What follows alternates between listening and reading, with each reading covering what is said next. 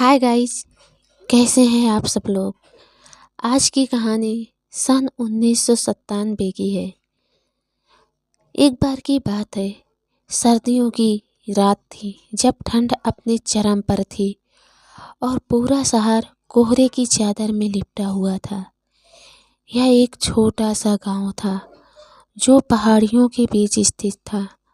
वहाँ के लोग ज़्यादा पढ़े लिखे नहीं थे, लेकिन सभी एक दूसरे के सुख दुख के साथी थे। गांव के बीच में एक पुरानी हवेली थी जिसे लोग काली हवेली के नाम से जानते थे। इस हवेली की कहानियाँ पीढ़ियों से चली आ रही थी, जिसमें कहा जाता था कि वहाँ रात को अजीब सी आवाज़ें आती हैं। कुछ लोग तो कहते थे कि वहाँ किसी आत्मा का वास है। गांव में रहने वाले लोग हवेली के पास जाने से डरते थे, खासकर रात के समय। लोग अक्सर बताते थे कि जो भी रात के समय उस हवेली के पास से गुजरा, उसने अपने जीवन में कोई ना कोई भयानक अनुभव जरूर किया है। इसी वजह से गांव के बुजुर्गों ने रात के समय हवेली के आसपास जाने से मना कर दिया था। उस साल गांव में एक लड़का आया था जिसका नाम अर्जुन था। वह अपने चाचा के पास रहने के लिए आया था, क्योंकि उसके माता पिता का कुछ समय पहले ही निधन हो गया था। अर्जुन एक बहुत ही साहसी लड़का था और उसने सुना था कि गांव वाले हवेली को लेकर काफ़ी डरते हैं। उसे इस बात पर यकीन नहीं होता था और उसने सोच लिया कि वह एक दिन इस रहस्य के पर्दा को उठा कर रहेगा। अर्जुन के दोस्तों ने उसे कई बार समझाया कि वह वहाँ ना जाए, लेकिन उसके दिल में जिज्ञासा इतनी थी कि वह सबकी बातों को अनसुना कर देता था। एक रात जब पूरा गांव गहरी नींद में था और आसमान में बादल घिर आए थे, अर्जुन अपनी टार्च उठाई और चुपके से हवेली की तरफ चल पड़ा। हवेली के पास पहुंचते ही ठंडी हवा चलने लगी और अर्जुन को अचानक एक अजीब सी सिरन महसूस हुई, लेकिन उसने हिम्मत नहीं हारी। हवेली के बड़े दरवाजे से घुसते ही उसे अंदर बहुत ही अंधेरा दिखाई दिया। उसने अपनी टार्च जलाई और चारों तरफ देखा। हवेली के कमरे जर्जर हालात में थे, जैसे कई वर्षों से यहाँ कोई नहीं आया। अर्जुन धीरे धीरे हर कमरे की ओर बढ़ता चला गया, लेकिन उसे वहाँ कुछ भी अजीब नहीं लगा।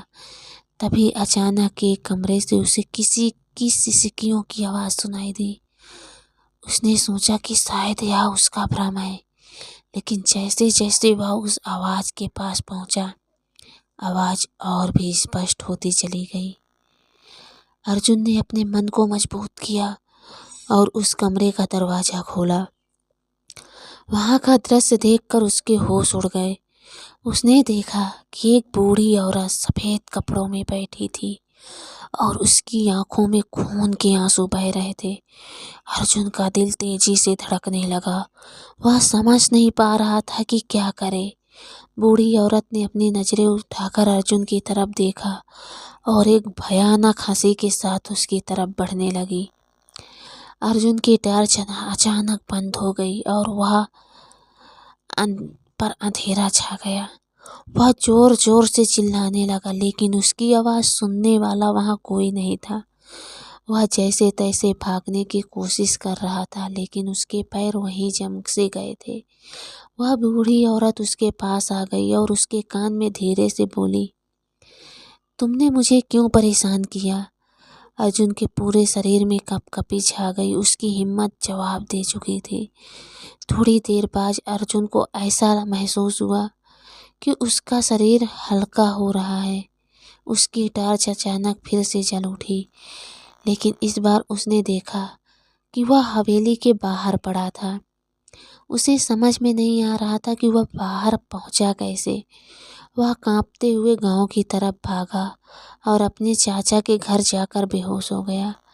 अगले दिन जब अर्जुन को होश आया तो उसके चाचा और गांव के कुछ लोग उसके पास खड़े थे। उसने उन्हें अपने साथ हुई घटना के बारे में बताया, लेकिन किसी ने भी उसकी बात पर विश्वास नहीं किया। सबने सोचा कि अर्जुन ने यह सब अपने मन से गढ़ लिया है। लेकिन कुछ ही दिनों बाद अर्जुन की तबीयत बिगड़ने लगी। वह दिन प्रतिदिन कमज़ोर होता गया और हर रात उसे डरावने सपने आते। गांव के बुजुर्गों ने फिर से समझाया कि किसी को भी उस हवेली के पास जाने की हिम्मत नहीं करनी चाहिए। लेकिन अर्जुन का हाल देखकर लोगों को यकीन होने लगा कि उस हवेली में सचमुच कुछ है। धीरे धीरे अर्जुन की हालत इतनी बिगड़ गई कि उसने खाना पीना छोड़ दिया और वह हर वक्त उसी बूढ़ी औरत का जिक्र करता रहता। आखिर गांव के एक तांत्रिक ने अर्जुन की मदद करने की ठानी। उसने अर्जुन की हालात देखी और समझ गया कि वह किसी आत्मा के प्रभाव में है।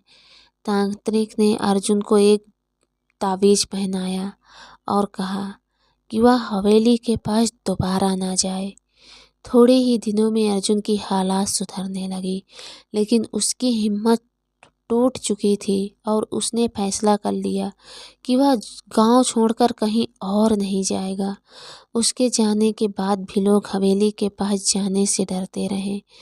अर्जुन के अनुभव ने उन सबको उस जगह के खौफ से भर दिया था। लोग आज भी कहते हैं कि रात के अंधेरे में हवेली से अजीब आवाज़ें आती हैं और वहाँ किसी आत्मा का वास है।